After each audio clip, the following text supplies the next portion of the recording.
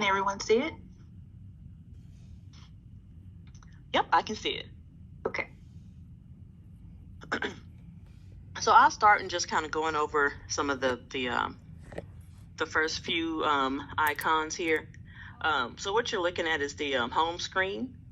But the first icon that you guys will utilize will be that Teams. That's the third one down. So this is where you would go to add your office team members. So your billing team, your dispatch team, admin team. Some companies even go and add their safety personnel. That way they can kind of track some of the movements, truck pushers, things like that. So you would just click that Add User button. And it's pretty much basic information: name, phone number, email address, of course your company, but the phone number and email address needs to be unique. And then once you complete all the information, you would hit save, and that user will then receive an email from Automatize with their password, and their login is going to be their email address. So sometimes you will experience a couple of an issue with that first password, but usually what I've noticed is some of the mistakes some of the new users make is they may add a space after it. Just make sure you enter it exactly how you receive it on the email, and just make sure you're on the correct Automatize website. So they do have multiple websites, and the one that we use for this account is portal.automatize.app. And yeah, right there on the screen. So also here under Teams, you see there's a roles option. So this is up to you guys as a company. You can go in and define roles based on the position. So if you want to create a dispatcher role, and you would click Add Role. And you can go put that role title there, and then you have a choice to select what that role has access to. And like I said, that depends, it's up to the company. If not, everyone will have access to, everything. So it's completely up to you. So any questions on adding your office staff or admin team? Okay, now, and we'll talk about drivers a little bit here later, but as for drivers, they have to download the Automatize Drive app. Okay, so let's go to connections. And so this is another way to add a user. You would just click that Add User button again and put in that same information there and hit Save. And again, that user will receive an email with the password. It takes about a minute or so.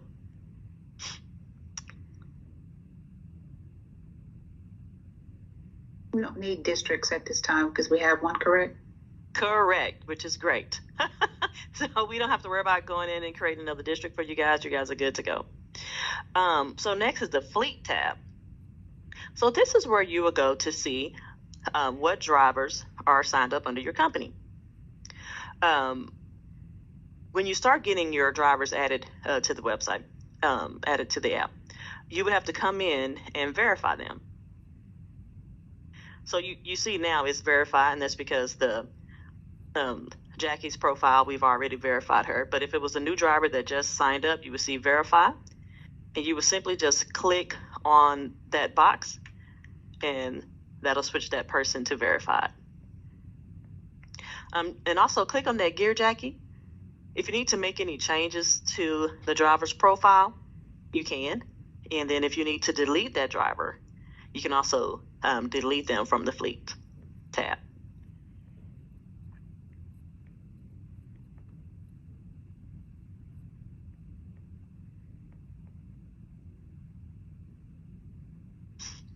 Okay, any questions on the Fleet tab? And how to verify drivers? Okay.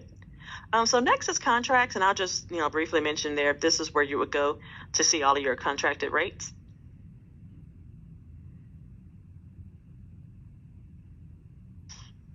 Okay, and I just want to kind of go over some of the admin portals here. But next, I will hand it over to Jackie so she can start going over the queue and how to assign loads and things like that. Okay. So the last four icons here on the Automatize portal is task, trips, queue, and billing. Demetrius, if you're on the line and you have any comments or suggestions, you can jump in at any point. But we're going to first look at the queue. That's the second to the last icon. Okay. The queue is where you would assign a task to a driver.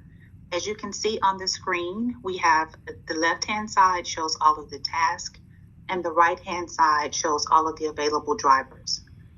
The task is what you receive from our team that includes the information you will need to complete a load. That will include the pickup and drop-off locations, the date and time, any contact information, billing information, and any of the pertinent details that's needed to complete the load. In order for you to assign a task to a driver, you simply click on the task and drag it over to the right-hand side to an available driver. Okay, something I should point out. When you are assigning a task to a driver, you have to also make sure that the driver has the exact equipment. It has to match. If it doesn't match, then that task will not be assigned to the driver. As you can see, the task that I assigned to the driver has diesel transport, and the available driver had diesel transport. If I tried to add this task below that has a transport truck or water tanker, it would not allow me to assign it to a driver. Once you slide over the task to a driver, you have the option to force a trip or to confirm a trip. If you force a trip, this will go directly to the driver that it has been assigned to. If you confirm the trip, then the driver will have to be responsible for accepting that trip on their app. It's recommended to force the trip, so that way, if you've already discussed with that driver, that information will go directly to their phone, so they'll have all of the information to complete the trip. If for any reason you need to remove this, you can just click on remove, and that task will go back on this side to the other task on the left-hand side. We're going to go ahead and force the trip. Jackie, do you want to go ahead and explain what happens if the driver does not confirm the trip in time? Go ahead. So if the driver doesn't confirm it, I think it's about 7 minutes or so, maybe longer. But if he doesn't confirm it, it'll time out, and then one of the coordinators can change the time or something to reinitiate it. But you would just have to let us know, and then we can make it so that the driver can actually accept the trip. Okay. As you can see that task has now disappeared and it has become a trip. That means it has been successfully assigned to a driver. Does anyone have any questions about assigning a task to a driver? I have a quick question. If for some reason we do need to drag and drop a load on a driver and the equipment is not correct, how would we go about editing the driver's equipment? The driver would have to go and make that change on their app in order to accept the load. Okay. Gotcha. Thank you. Wow. And there is a second way too. On that fleet tab, let's say the driver's in a bad signal area, you can also go back to that fleet tab and change the driver's truck type. It may take a little longer to kind of go through, but we have done that before in the past. So it would be here under equipment? Mm-hmm. I have a quick question. This is Carmen. So on the screen where you were assigning the trips to the driver, had a task ID number, like the first one is TA-ES2Y. Correct.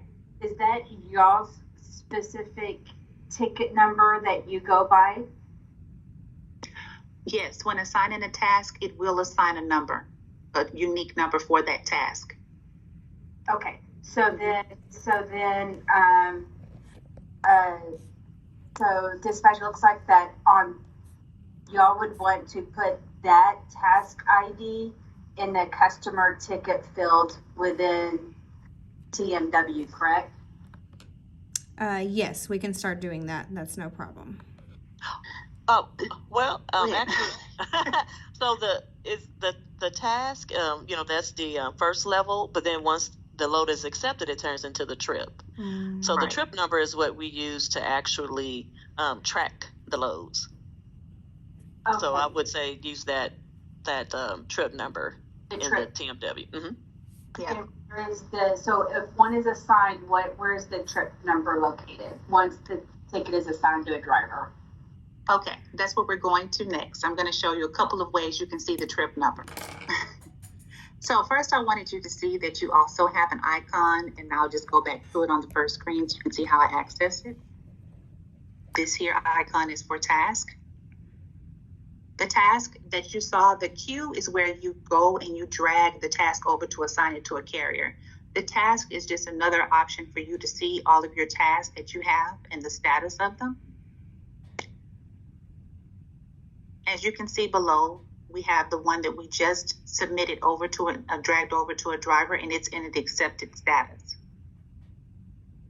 I'll just go down. If you see this task, it was assigned to a trip. So this is the number that you mentioned that you will use. This is the trip number. You can see here on the screen that we have another task that has not been assigned. If it hasn't been assigned, it's going to stay in pending until you assign it to a driver. Once it has been assigned to a driver, the status changed to accepted. Here we have a filter. Once you click on that filter, it will provide some fields, and you can search for your task using the task ID number. You can use the equipment, or you can use the drop-off locations and the dates and times to find any task if you're having some difficulty finding them. Are there any questions about the task portion? I have another. So often will dispatch need to pull this up and look to see if new tasks have been added. Is that what, today or numerous times a day, or? I guess that would depend on your dispatch. I mean, usually the task is going to be something that shows up in the queue. So that's something I think that you would tend to keep up more if you want to be dispatching, looking at the queue. The task, this portion is just another option for you to look at the task information. If you were going to dispatch, you would probably look more so at the queue because you will see all of those same tasks pop up here on this left-hand side of the screen.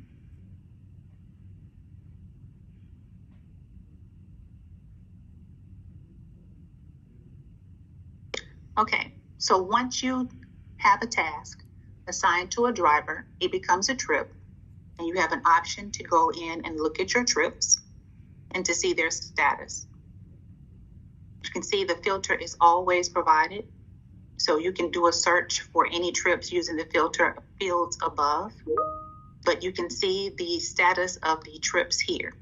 So if you look at the status, this is the one we just assigned to a driver, and you can see that the trip start time and the trip end times are blank. This information will be filled in once the driver starts the load. So when the driver is assigned the job, they will click in their app to start the trip, complete each step, and the system should capture that information and the times and fill this in. Once the driver has started the trip, the status will change to in progress.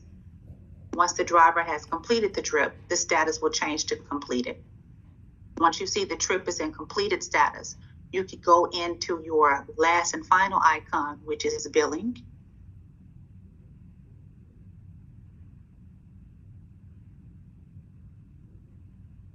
And see that that trip is now open and ready for billing. Are there any questions about tasks becoming a trip?